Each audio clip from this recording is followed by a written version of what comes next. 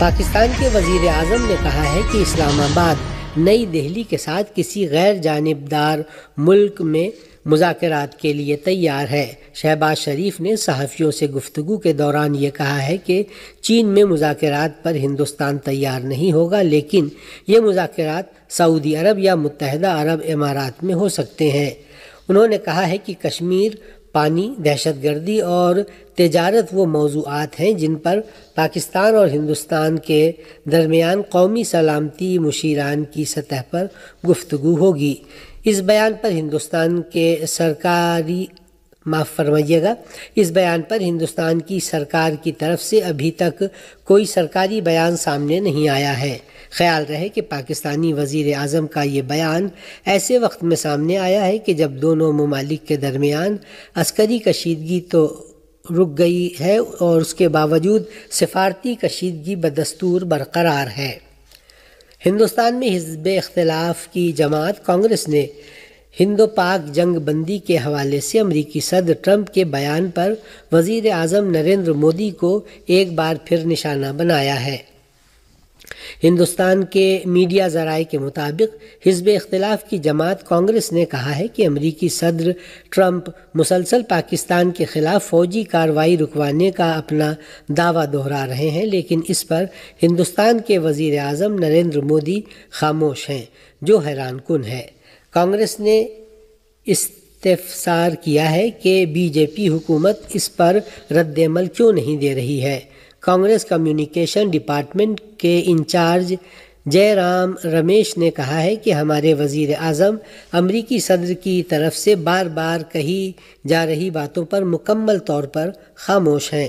انہوں نے وزیر خارجہ ایس جے شنکر پر بھی سوال اٹھایا ہے کہ وہ بقول ان کے اپنے دوست امریکی وزیر خارجہ کی طرف سے ڈونالڈ ٹرمپ کے دعووں کی حمایت میں بیان اور ہندوستان اور پاکستان کے درمیان مذاکرات کے لیے غیر جانبدار مقام کے بارے میں کہی گئی باتوں پر مکمل طور پر خاموش کیوں ہیں۔ خیال رہے کہ ہندوستان ابھی تک ہمیشہ کشمیر سمیت پاکستان کے ساتھ اختلافی مسائل میں کسی بھی تیسرے فریق کی مداخلت سے پرہیز کرتا آیا ہے۔ تاہم اس بار ہندوستان کی مرکزی بی جے پی حکومت نے کچھ مختلف زاویہ اختیار کیا، جس پر اسے اپوزیشن کی جانب سے سخت اعتراضات اور سوالات کی بوچھار کا سامنا ہے۔ امریکی دارالحکومت واشنگٹن ڈی سی میں فائرنگ کے ایک واقعے میں صہیونی حکومت کے 2 سفارتی اہلکار ہلاک ہو گئے۔ میڈیا ذرائع کے مطابق واشنگٹن میں جوئش میوزیم کے باہر فائرنگ کا یہ واقعہ پیش آیا، جس میں صہیونی سفارت خانے کے 2 اہلکار ہلاک ہو گئے ہیں۔ رپورٹ کے مطابق ہلاک شدہ دونوں عناصر صہیونی سفارتی عملے کے رکن تھے۔ فائرنگ کے واقعے کے بعد جارج ٹاؤن یونیورسٹی کے کیپٹل کیمپس کو بھی بند کر دیا گیا ہے۔ حملہ آور 30 سالہ ہے، جو شکاگو کا رہائشی بتایا جاتا ہے، جس نے فائرنگ کرتے ہوئے جوش میوزیم میں داخل ہونے کی کوشش کی۔ اس واقعے کی امریکی صدر نے مذمت کرتے ہوئے اسے یہودی دشمنی کا مصداق بتایا اور دعویٰ کیا ہے کہ امریکہ میں بدامنی کی کوئی جگہ نہیں ہے۔ یہ فائرنگ ایسے وقت میں ہوئی ہے کہ جب غزہ پٹی میں صہیونی حکومت کے بہیمانہ جرائم اور وہاں فلسطینی شہیدوں کی ہو رہی نسل کشی کے پیش نظر امریکہ میں صہیونی مخالف جذبات میں اضافہ ہو رہا ہے۔ اس واقعے کے بعد امریکہ اور دیگر مغربی ممالک میں صہیونی باشندوں اور سفارتکاروں کے تحفظ کے بارے میں خدشات بڑھنے کا امکان پیدا ہو گیا ہے۔ اقوام متحدہ نے غزہ کے مکینوں کے خلاف غاصب صہیونی حکومت کی ایک خطرناک سازش کی بابت خبردار کیا ہے۔ دوسری جانب غزہ میں صہیونی حکومت کے بہیمانہ اور اندھا دھند حملے بدستور جاری ہیں۔ اقوام متحدہ نے اپنے جاری کردہ بیان میں خبردار کیا ہے کہ اسرائیل کا غزہ میں امداد کی تقسیم کا نیا منصوبہ بلیک میل کرنے اور علاقے کی آبادی کو جبری بے گھر کرنے کا ذریعہ بن گیا ہے اور یہ بین الاقوامی انسانی دوستانہ قوانین کی کھلی ہوئی خلاف ورزی ہے۔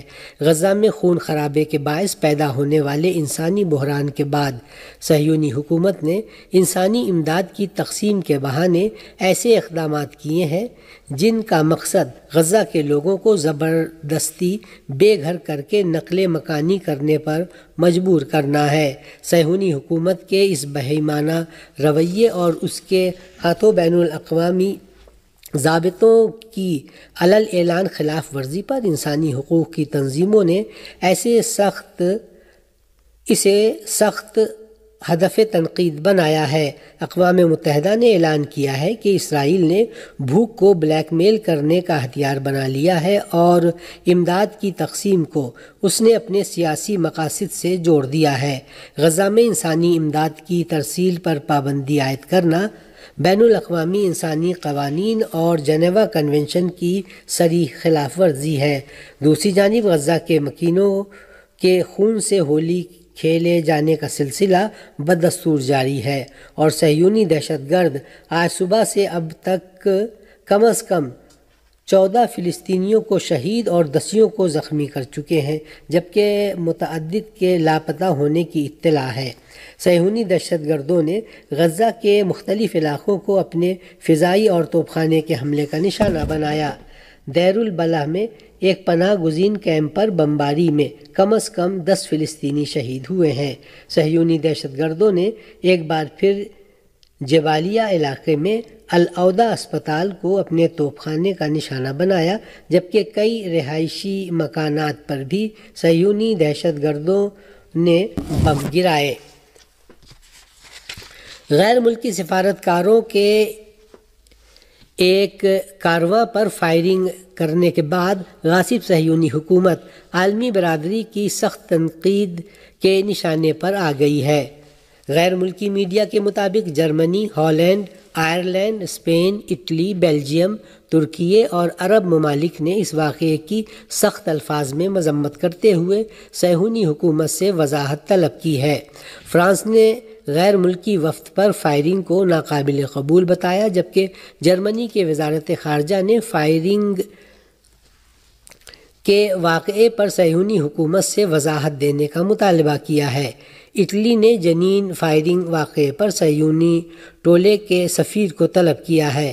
اسپین نے صہیونی سفیر سے وضاحت طلب کرتے ہوئے ذمہ داری طے کرنے کی مانگ کی ہے۔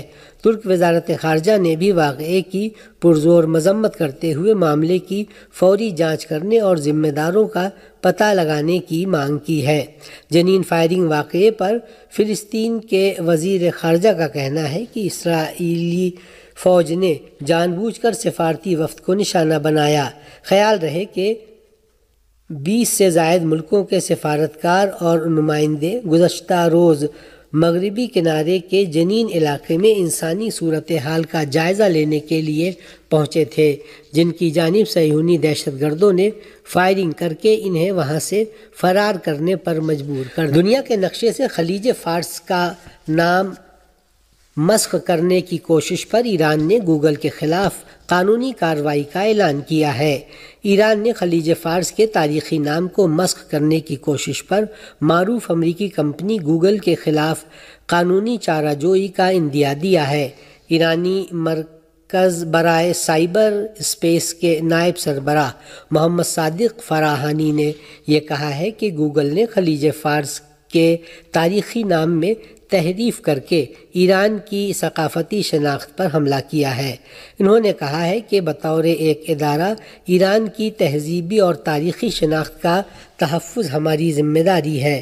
فراہانی نے مزید کہا ہے کہ اس سلسلے میں 3 مراحل میں اقدامات کیے جائیں گے، جن میں بین الاقوامی تنظیموں میں احتجاج، عالمی عدالتوں اور ثالثی ٹریبیونلز میں مقدمات کی پیروی اور ایرانی وزارت خارجہ اور عدلیہ کے تعاون سے ملک کے اندرونی عدالتوں میں شکایت کا اندراج شامل ہے۔